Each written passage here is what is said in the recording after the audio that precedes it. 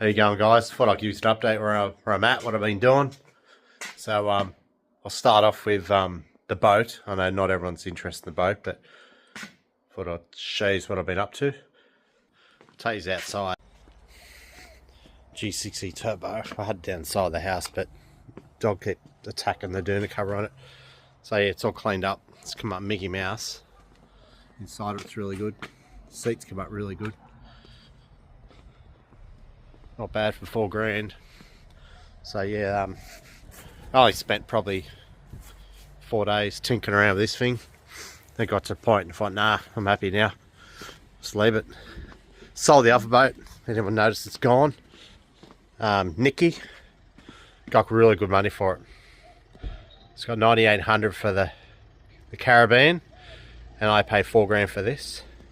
So yeah, really good. So I bought this 2004 model small block Chev Mercruiser, multi-point injection. I paid 650 bucks for it. Complete motor assembly, but I took one of the heads off because it's seized and it's a real mess. Put some photos up.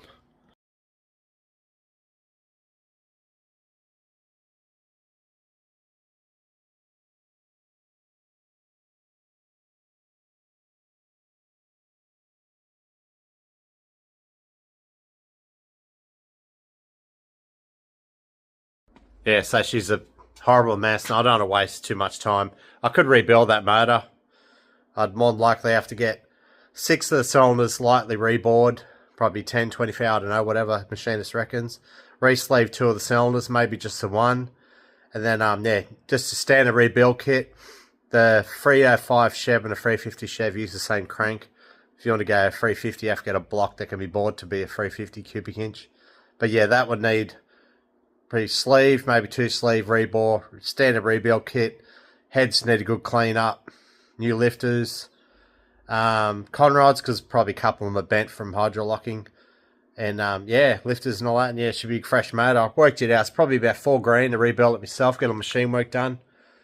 And I'm like, you know what, that's time, and then machinists are slow, so I'm like, stuff it.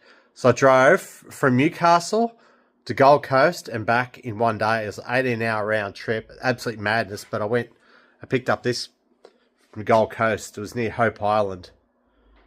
Yeah, I'll show you. That's a 350 Chev marinized. It's like a late 90s, early 2000 model. So that motor it's a brand new motor from America, 2022, and they've just bolted on all the Mercury accessories. So it's a complete running motor. I was going to get new manifolds and risers for it, then drop it in the boat. Then people saying, oh, you've taken on too much. You got that project, that boat. And that's nothing. That stuff, it's just labour. These cars, these are the challenge. You spend hours trying to tinker and work stuff out. Boats are fair dinkum easy. They're just time consuming at times. And they can be expensive if you don't know what you're doing. And yeah. Righto, enough for the boating. Let's get back to the coupe. So, yeah, so I've been putting some time into this, but I haven't been filming. So a big problem I had that I was going over it with is tuning related issues, right? So I'm starting the engine up, and it just, as soon as you put it in closed loop, it just absolutely floods the motor. The motor just gets flooded, and you look at it, no, it's not connected, but you got target F fuel ratio, then you got actual AFR. So your target AFR was like 14, and then as soon as you put it into closed loop, it'd be chasing the target, but it didn't know. It was trying to chase 14, thinking it was too lean. It was saying it's 14.7. It's just flooding the motor. Fouling the plugs up. Absolute shit show in here. I was doing my head in. I've wasted many hours taking plugs out, doing all this work, and then I worked out through ChatGPT AI, worked out that the actual wideband O2 sensor. So here it is here. So we looked up the serial number. I took a photo. AI done the homework. Looked up that serial number, and it's not even a Bosch wideband. It's some cheap crap. Like, why would you put? I know obviously they're trying to save money, Aces, but why would you put an old cheapo wideband O2 sensor with this master kit? Why would you do that? Because you're just creating yourself bad reviews. You're going to get tech support getting calls all the time. Why don't just fit a Bosch wideband and be done with it. I got on the Facebook group for the Aces, and I told them, and no one really, everyone's just caught up in their own thing. Not many people said much, but yeah. So as soon as I fitted the Bosch wideband, instantly I put it back in a closed loop before I even start the engine up. Instantly, as soon as it got up to temperature, boom, it started chasing the target, and it started to run better. Even when you go to rev it, the accelerator, you know, on the carburetor, you go to rev it, you go to accelerate, a quick burst of fuel allows the engine to rev up when it gets massive amounts of vacuum coming in from the butterflies up. It would bog down, but the computer to learn it's bogging down. It'll start riching it. It's just improving just off. So I'm going to start it in a minute, and I'll show you this. It is cold. It's a cold start. But before I do that, actually, I'll show you what else I've been doing. So that was that side of it. That wasn't much work. And then I've been hooking into this interior. So I've got the consoles mounted up. This is an auto console, so that hole's not right, but I'm not too fussed about that at the moment. I'm pretty keen to get this thing going. I'm not actually, I'm starting a bit over it, but fit up this door trim. Had to buy another ashtray. I lost the original. I don't know what the hell happened to it. But I've went to my brother's place today. We had my nephew's 21st, and had a chance to look at his XA coupe, and you get an idea about. I didn't know why there was a slot cut out in here, but it's for this pinch ball to go through. So this is, what's it called? Oh, I forget the brand. Oh, as soon as I put the phone down, I remember. But yeah, it's meant. I think I should have got a black or a dark brown, but oh well. There's a few other little things in here like these. These have an XA. They're meant to be dark, black or dark brown, I think, for the XBs. But I'm not too worried about this point in time. I can make improvements down the track. But all the seat belts, they went in really good. These are from Seatbelt King. They're absolutely top notch, really good quality. They went in really well. I got all new bolts, all new ones. Didn't have to use them all. Yeah, so seat belts are in. Got a parcel shelf up there. Those corner sections got to be painted. And I've done the kickboards. So all this is mounted up.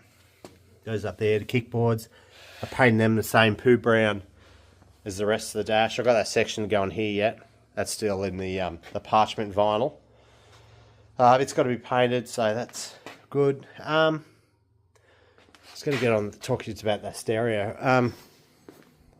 So here's the other. I got these brand new from the GT shop.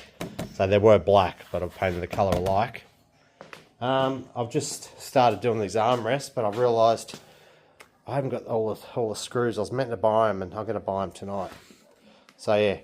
I've got to paint them. I've got this parchment coloured paint. It's not matching up as well as I'd hope it would.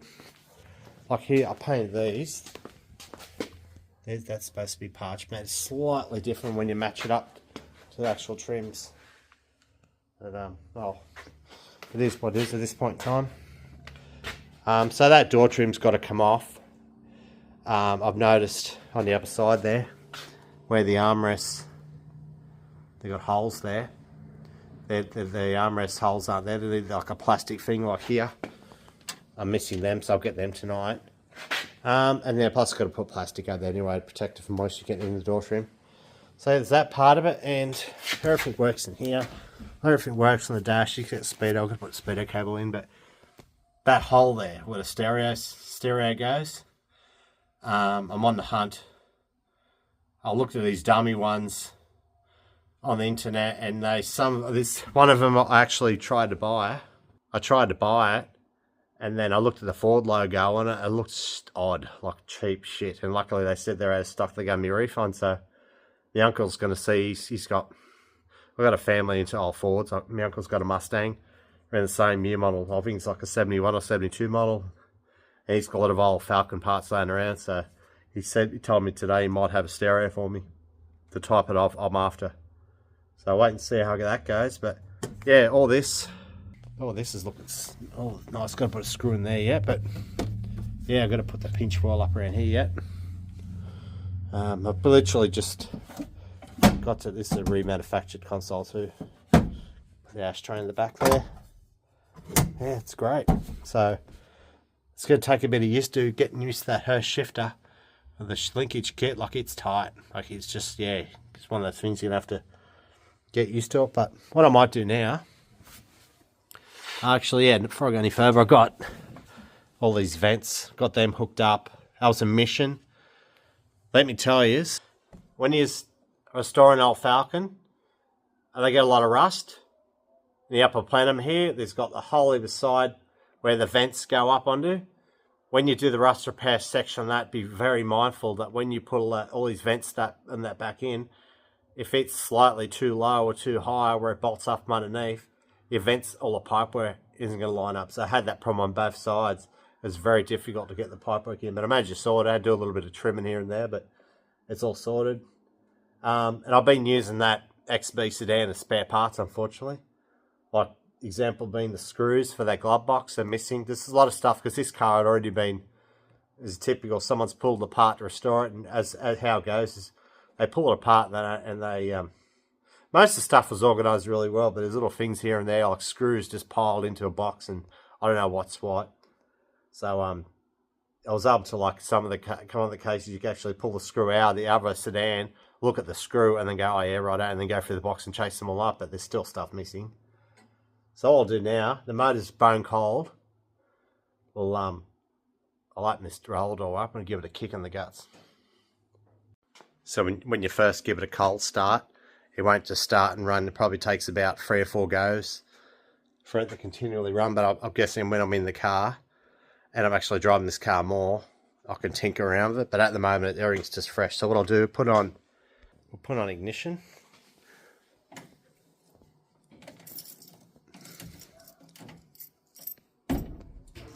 Steering column is locked.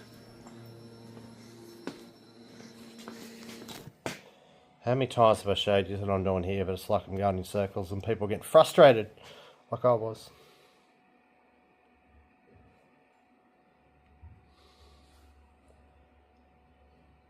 ECU connected. Don't know why it didn't work the first time. Righto. So now if I look at the AFR, 13.4, target. Don't know why it's target so low. It's actually a little bit better on the cold start to have a little bit richer, because then the motor will stay running. Okay, here goes.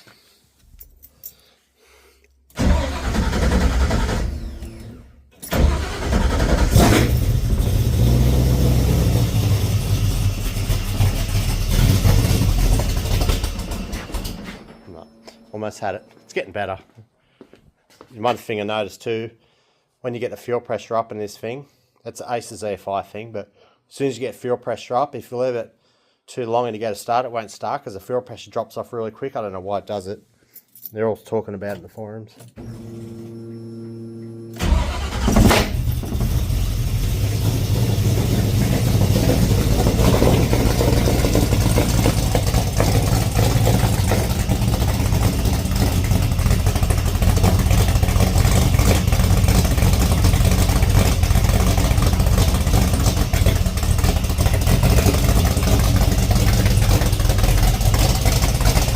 Pretty chunky.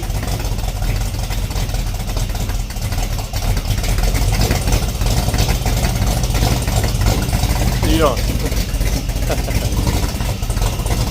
I love that chunky idle.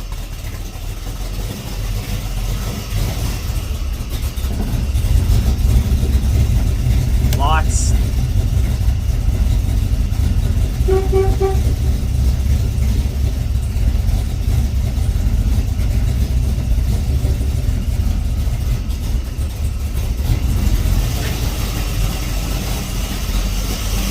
I like the low. I know people think it's idle a bit low, but I like it like that. So here's your target. There's your target idle. So it's probably around here somewhere. So it's probably going a bit lower than it should, but oh well.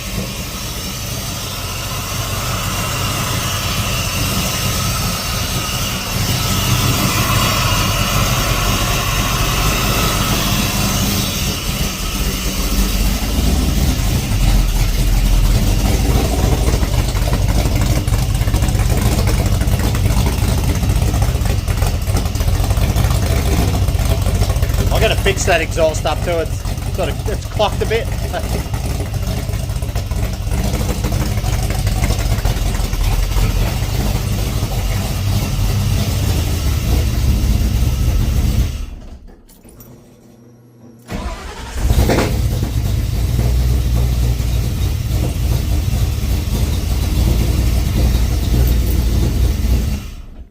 yeah, so it's got really good heaters too. Got them working. Had to buy new clips and that to hold the cables and stuff, but yeah, that's how it's come on really good. So what I need to do now is, before I put the other door trims on the other side, I have to get more of those armrest clips and screws, and I'm missing the rods that go from this door locking mechanism. They go from there and go through to your handles. I got new ones of them as well. So yeah, I'm gonna have to get on the wrecker and chase them up. Yeah, then I can fit up all the door trims. Got a hold of the trimmer. He's just about finished the seats. Like, he reckons in probably a week and a half or so. I have the seats, the bonnet cable, speedo cable. Got to get the rubber grommets. I'll get these grommets for that. Battery retaining. I've got a list, but yeah, it's not long now, guys. He's going to be on the road soon. It's going to be freaking awesome. So yeah, that's where I'm at. I don't think I have anything else to share with you. Straight glove box is good. So yeah, that's one thing. I just hope my uncle's got this stereo, because I could put it aftermarket one in it. I'd put one in it from the 80s. Oh, even the 70s, but I'm funny about it. The Escort's got a really good stereo. I managed to get it from a small Ford wrecker, but I think it's more for an XC, not an XB. Yeah, so that's all I've got to share with you guys. Yeah, hopefully have an update for you soon. Thanks for watching.